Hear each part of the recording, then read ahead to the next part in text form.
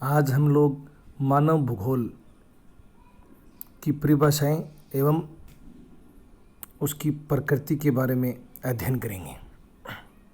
सबसे पहले तो मैं आपको ये बताना चाहता हूँ मानव भूगोल क्या है,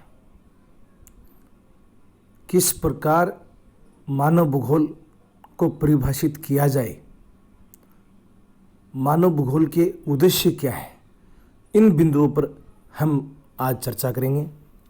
तो मानव भूगोल की बात अगर की जाए तो मानव भूगोल मानव समुदाय का जो स्थानिक वितरण है और विभिन्न प्रदेशों में जो रहने वाले मानव समुदाय हैं उनका प्रकृति के साथ समायोजन एवं उस समायोजन का अध्ययन अगर किया जाए तो उसे मानव भूगोल कहते हैं।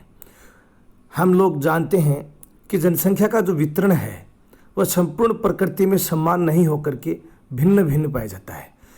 निश्चित रूप से अगर उनका वितरण भिन्न भिन्न पाया जाता है तो उसका कोई निश्चित कारण रहा है और वह कारण है पृथ्वी पर विभिन्न क्षेत्रों पर विभिन्न प्रकार के पर्यावरण का होना। चूँकि मनुष्य है वह पर्यावरण के साथ विभिन्न प्रकार के क्रियाकलाप करता है और पर्यावरण प्रकृति के प्रत्येक परिस्थितियों एवं स्थितियों के अनुसार बदल जाता है। इसलिए जब मनुष्य उन परिस्थितियों एवं स्थितियों में समायोजन करता है तो वह मानव भूगोल के अंतर्गत आता है। यह समायोजन मानव वर्गों द्वारा पर्यावरण की जो शक्ति है, प्रभाव है, प्रतिक्रियाओं के परस्पर जो कार्यात्मक संबंध है, उनका प्रादेशिक स्तर पर जो अध्ययन किया जाता है वह मानव भूगोल के अंतर्गत आता है।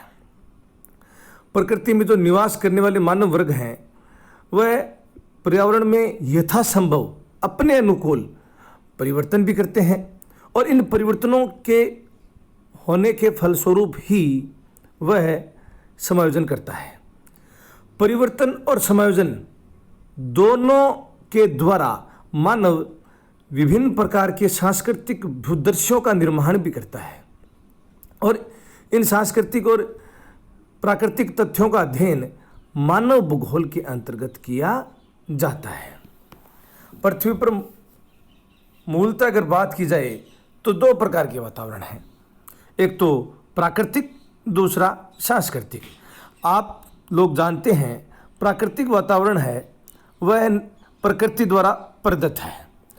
जिस प्रकार पृथ्वी की उत्पत्ति हुई, उत्पत्ति के फलस्वरूप जो भी परिस्थितियां बनी, जो भी इन्वायरमेंट प्रकृति द्वारा दिया गया वह प्राकृतिक भूदृश्य के अंतर्गत आता है।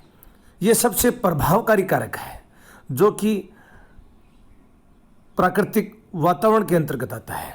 दूसरा है सांस्कृतिक वातावरण। हम लोग इसकी पूर्व में चर्चा कर चुके हैं कि मनुष्य अपने विभिन्न प्रकार के क्रियाकलापों से एवं अनुकूलन से पृथ्वी पर विभिन्न प्रकार के दृश्यों का निर्माण करता है, भूदृश्यों का निर्माण करता है। इन भूदृश्यों को ही सांस्कृतिक वातावरण की संज्ञा दी गई है। जैसा कि हम लोग जानते हैं कि ध्रुवीय प्रदेश में रहने वाले जो मानव वर्ग है वह शीत यानी ठंडे वातावरण के प्रति और